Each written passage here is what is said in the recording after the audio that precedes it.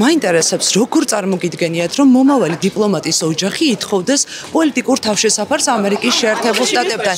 ირაკლი ბერაიაზე გელაპარაკებით უკაცრავად ქალბატონმა საგარეო საქმეთა მინისტრი არ პასუხობს კითხვას როგორ აღმოჩნდა ნატოში საქართველოს ელჩის ძმა პოლიტ დევნილთა სიაში. შაბათის ეთერის მიერ მოპოვებული ინფორმაციით ირაკლი ბერაიას ძმამ ლევან ბერაიამ ამერიკის შეერთებულ შტატებში პოლიტიკური თავშესაფარი ითხოვა. ალბათონო მაგა მართლა გეშინიათ ჩემი კითხვების თუ აბა მაშინ მიპასუხეთ დიპლომატის ოჯახის წევრი დიპლომატი ადამიანია დიპლომატის ოჯახის წევრი ითხოვს პოლიტიკურ თავშესაფარს ლევან ბერაიაზე ვსაუბრობ ადამიანზე რომლის ძმასაც ახლა თქვენ უშვებთ ნატოში ელჩად როგორ წარმოგიდგენიათ გარსა ამერიკის და პოლიტიკურ თავშესაფარზე ვსაუბრობთ ქალბატონო მაგა არ ვიცი მე არ მაქვს ინფორმაცია მე მაქვს ინფორმაცია და გეუბნებით რომ შეერთებულ შტატებში მან პოლიტიკური თავშესაფარი მოითხოვა და თქვენს ეს ჩვეულებრივი ამბავია წარო ნიუ-იორკიდან შაბათის ეთერს უყვება რომ ამერიკის შეერთებულ შტატებში დევნილის სტატუსის მისაღებად ლევან ბერაიამ პროცედურები უკვე გაიარა. ანუ ის ახლა პრეზიდენტ ტრამპის მთავრობას უმტკიცებს რომ ქვეყანაში სადაც მისი ძმა მაღალჩინოსანია იდევნება და საქართველოში ყოფნა მის სიცოცხლეს და ჯანმრთელობას საფრთხეში აგდებს. თქვენ თანაგუნდელის ოჯახის წევრი ითხოვს პოლიტიკურ თავშესაფარს. ხელისუფლება ატერორებს ეთერში ნერვიულეთ აქ მე არა თქვენ ნერვიულად გავდომაგა მაინტერესებს ქალბატონო მაგა თქვენივე ხელისუფლება ატერორებს ბერაიას არ შეიძლება აქ შემოწმო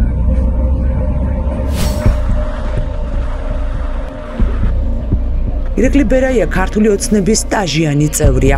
სენაკელი დეპუტატი კობახიძის მმართველობის წლებში ჯერ დაზვერვის შეფი გახდა, შემდეგ სუსის უფროსის მოადგილე, ახლა კი ნატოში საქართველოს ელჩია. ძალოვან სისტემაში იყო დასაქმებული წლების განმავლობაში მისი ძმაც ლევან ბერაიაც. სენაკში გვიყვებიან რომ ბერაია შინაგან საქმეთა სამინისტროში მაღალ თანამდებობაზე მუშაობდა.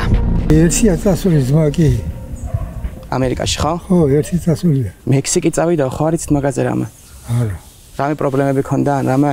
არ ვიცი, ეს შავდა მაგი აქ იმას პოლიციას შავდა მაგი. აქ სენაკში? აბა იქ თბილისში. თბილისში, ხო? ხო.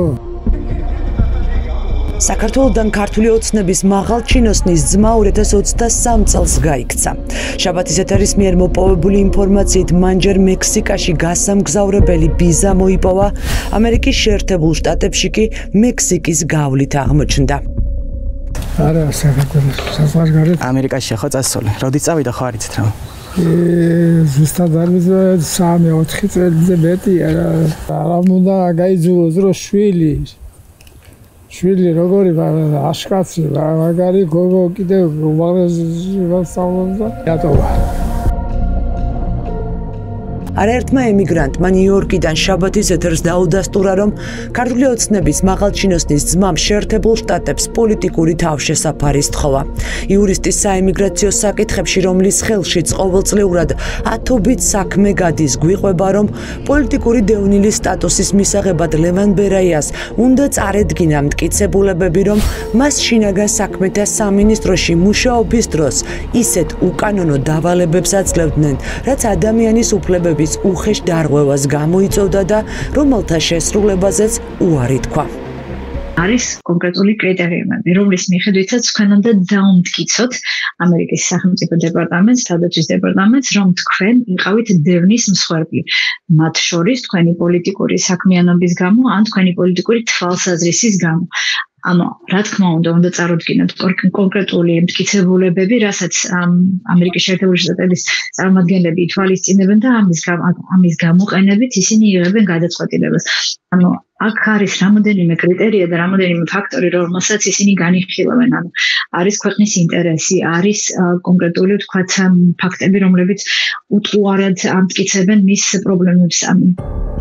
შაბათის ეთერი ახლა ცდილობს მოპოვებული ინფორმაცია ბერაიას ოჯახთან გადაამოწმოს. ჩვენ გვინდა დავადგინოთ დაზვერვის ექს-შეფის და ნატოში საქართველოს მოქმედი ელჩის ოჯახის წევრი რა მტკიცებულებებით ითხოვს შეერთებულ შტატებში დევნილის სტატუსს.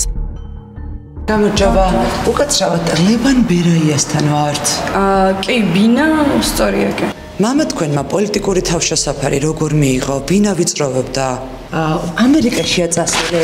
ნახეთ რა მაინტერესებს. ბოდიშს გიხდით ერთი წუთით.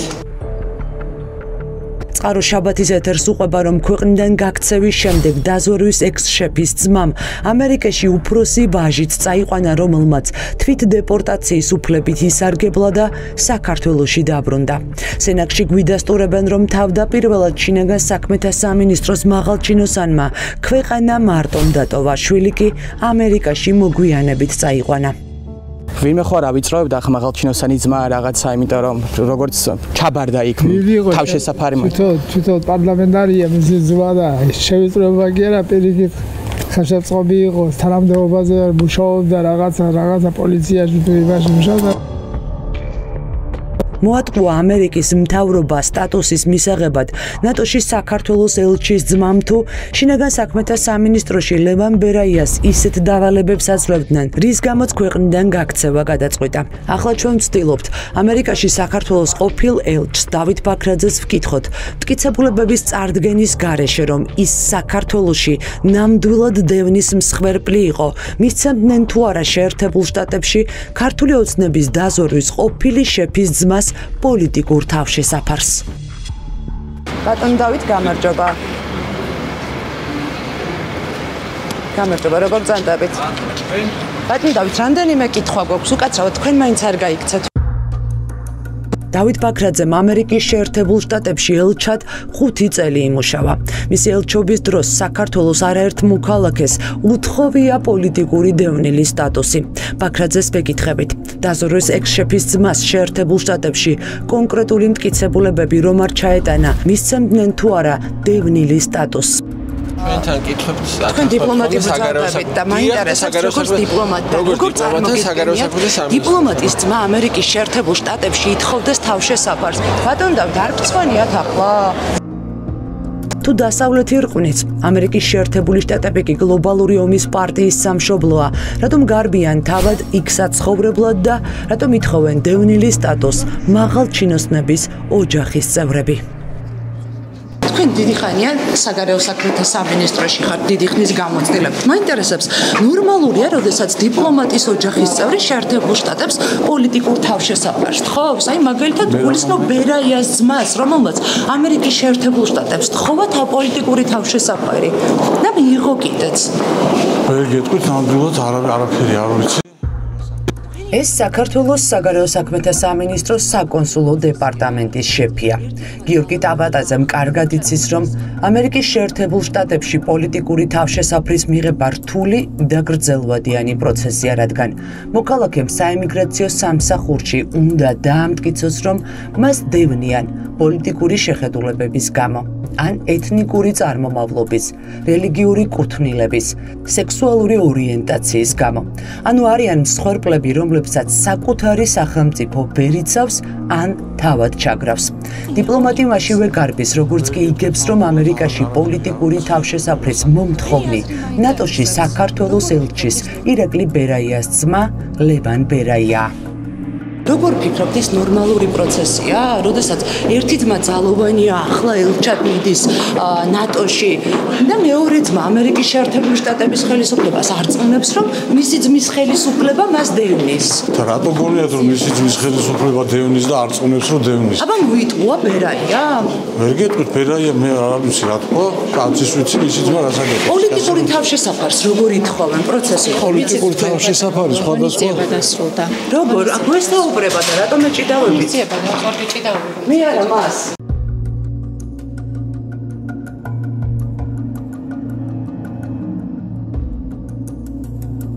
Midtown Manhattan, სოფლიოში უდიდესი ცენტრალური ბიზნეს უბანი. ნიუ-იორკის მთავარი სიმბოლოს Empire State Building-ის მოპირდაპირედ შაბათის ეთერის ინფორმაციით ქვეყნიდან გაქცეული პოლიციის მაღალჩინოსანი ბიზნესის დასაწყებად ემზადება.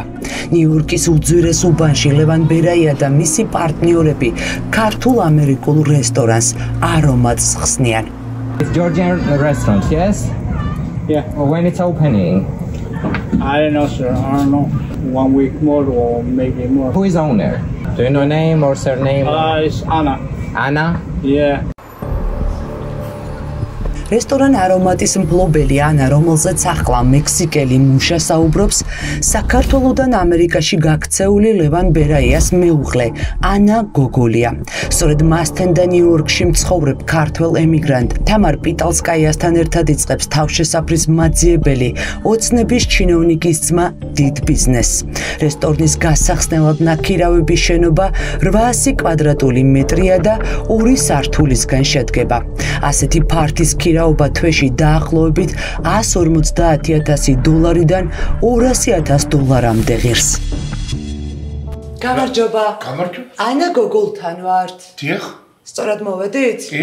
თქვენ როგორ მოგმართოთ? მამა ვარ. თქვენ მამა ბრძანდებით. გამარჯობა, მე მარკა ვარ ანდრონიკაშვილი. თქვენ ბატონო? მე გოგოლი ლევანი. ბატონო ლევან, ქალბატონი ანა საქართველოშია? რა თქვენი საქმეა შულო ეს? როგორა ეს? მესამეა უკვე რომ მოდიხარ თქვენ. მართლა, იცით რა მაინტერესებს? როდის წავიდა? უკაცრავად პოლიტიკური თავშესაფარი როგორ ბატონო? პოლიტიკური თავშესაფარი როგორ მიიღო ბატონო?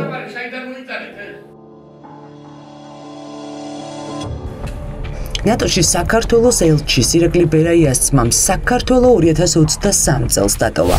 შაბათის ეთერის ინფორმაციით ლევან ბერაია მექსიკის გავლით ამერიკის შეერთებულ შტატებში ანა გოგოლთან ერთად ჩავიდა.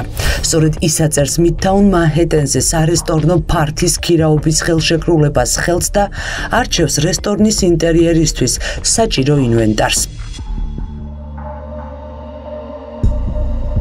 მას შემდეგ რაც შაბათის ეთერი დაზვერვის ყოფილი შეფის ძმის ამერიკული ცხოვრებით დაინტერესდა, ბერაიას ბიზნეს პარტნიორის სოციალური ქსელიდან მათთან მაკავშირებელი ყველა ინფორმაცია გაქრა. თამარ პიტალსკაიამ, რომელიც Facebook გვერდზე წერდა, რომ რესტორანს ლევან ბერაიას მეუღლე ანა გოგოლთან ერთად ხსნიდა და რემონტის ამსახველ ვიდეო მასალასაც ავრცელებდა, სოციალური ქსელიდან ყველაფერი წაშალა. რადგან ბერაიას ოჯახის წევრები შაბათის ეთერის კამერას გაურბიან, ახლა დეტალების დასაზუსტებლად გოგოლის თბილისის საცხოვრებელ მისამართზე მივდივართ. გვინდა გავარკვიოთ დევნის დამადასტურებელი რა მტკიცებულებები ჩაიტანა შინაგან საქმეთა სამინისტროს ყოფილმა მაღალჩინოსანმა საქართველოდან და როგორ იშოვა ქვეყნიდან გაქცეულმა კაცმა დიდი ფული ამერიკაში ბიზნესის დასაწყებად. თქვენმა შვილმა პოლიტიკური თავშესაფარი როგორ მიიღო? ბერაიასთან ერთად, ლევანთან ერთად ხომ იმყოფება? ლევან ბერაიამ პოლიტიკური თავშესაფარი როგორ მიიღო? ნატოში საქართველოს წარმომადგენლის ირაკლი ბერაიას ძმა ლევან ბერაია საქართველოდან 2023 წლის თებერვალში გაიქცა.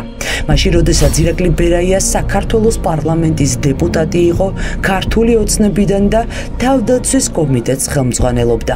მაშინ კი, როდესაც ლევან ბერაია შეერთებული შტატების ხელისუფლებას პოლიტიკურ თავშესაფარს თხოვდა და უმტკიცებდა, რომ ქართული ოცნების ხელისუფლება მას დევნიდა, მისი ძმა ირაკლი ირაკლი კობახიძემ დაზვერვის სამსახურის უფროსად დანიშნა და ქვეყნის უსაფრთხოება ჩააბარა. 2025 წლის 23 სექტემბერს კი ბერაია ნატოში საქართველოს წარმომადგენლად გაამწესეს. ახლა ირაკლი ბერაია ბრიუსელში ელჩის სტატუსით იმყოფება. ლევან ბერაია კი ნიუ-იორკში სარესტორნო ბიზნესიდან შემოსავალს და პოლიტიკური დევნილის სტატუსს ელოდება.